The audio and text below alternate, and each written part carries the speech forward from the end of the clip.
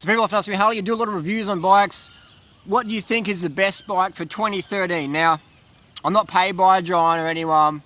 I actually don't even own a Giant currently, but if I was getting in the market, I would get one based on the current data for 2013.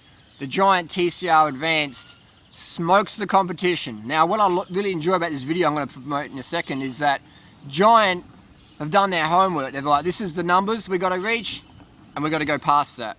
So check out this video. It's from Giant, and again, I'm not paid by a Giant to promote this. This is just my objective, personal preference putting it out there. But let the data steer you in the right direction.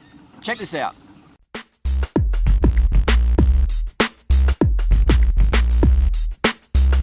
Hi, my name is John Swanson. I'm the Global Category Manager for the on-road bikes here at Giant.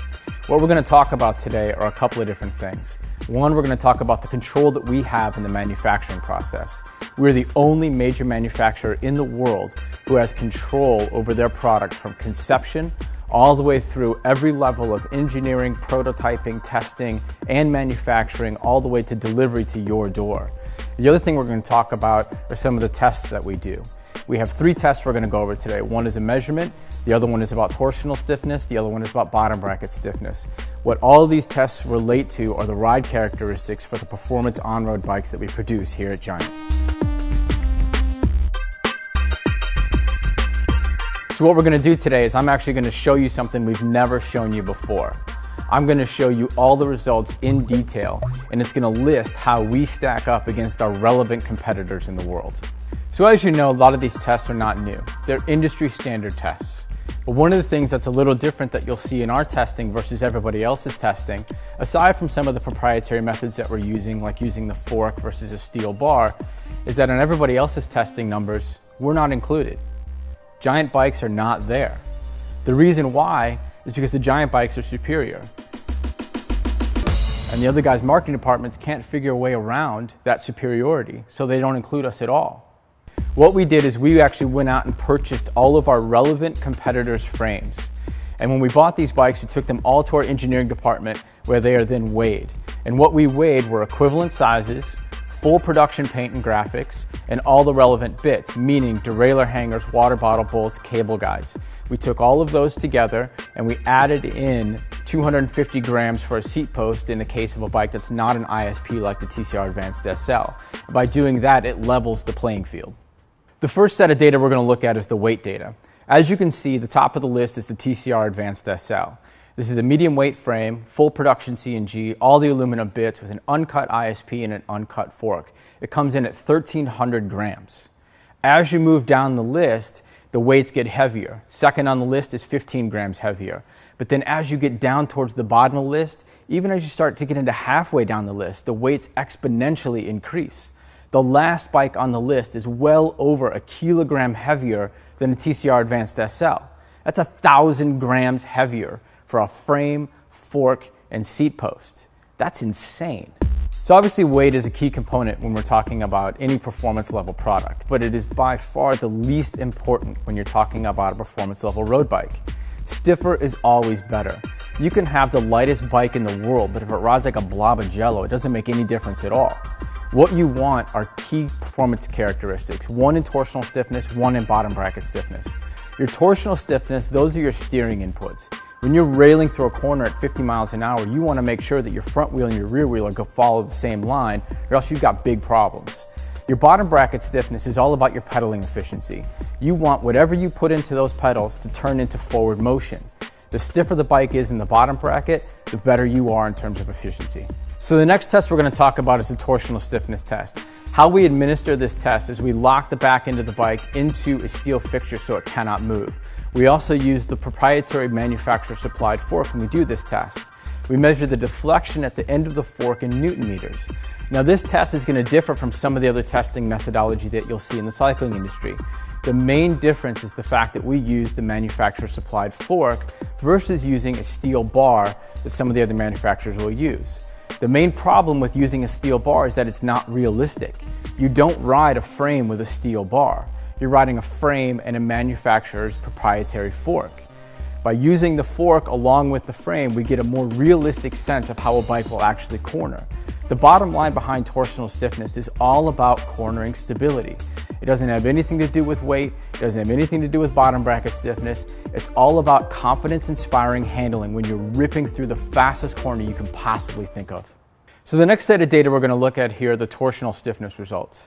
As you can see from the chart, the Advanced SL ISP bike absolutely crushes it. But there are two other things I really want you to look at. One is the difference between an Advanced SL ISP bike and an Advanced SL C-Post bike. Both these bikes come out of the same molds, they use the same construction techniques, they use the same carbon fiber content, and they have the same purpose and focus. But as you can see, by integrating the ISP into the entire structure, you gain a tremendous amount in terms of torsional stiffness. The other thing I want you to focus on is where our advanced level TCR sits. Our mid-level product absolutely crushes a lot of our competitors' high-end product. That is directly related to the fact that we have control over every piece of the manufacturing puzzle, all the way through from conception, all the way through to delivery. Nobody else can do that, hence nobody else can hit those results. So the next test we're going to talk about is the bottom bracket stiffness test. And how we set up and administer this test is the bike is locked into a steel fixture at a 10-degree angle. The rear dropouts and the fork dropouts are locked into the steel fixture so they cannot move. We then put in a steel fixture which simulates crank load. The crank arm is set down at a 45-degree angle, which is the highest point of power in any given pedal stroke. We apply pressure to the end of that crank arm, which then shows us the deflection in the bottom bracket, which we measure in Newton meters. So what does all this mean? When we take all these measurements, what we're doing is we're showing how stiff and how efficient the powertrain area is within a given bike. So here are the bottom bracket stiffness results. And one of the first things you'll notice is that we're not number one, we're actually number two. And we're okay with that. The reason why we're okay with that is that there's a certain point in which it doesn't matter anymore for bottom bracket stiffness. As a human, we are only so strong. You can only flex a bike so much. If you look at the top 5 of the stiffness chart and the results that we have here, that top 5 is beyond the normal limits of a typical rider. Anybody who could buy this bike won't flex the bike any more than what's shown in the top 5. If you want any more information on this, with more detail, please go to the Giant website. You can download everything that we've just talked about, testing methodology, the weight charts, the stiffness charts, both torsional and bottom bracket. Thanks for your time.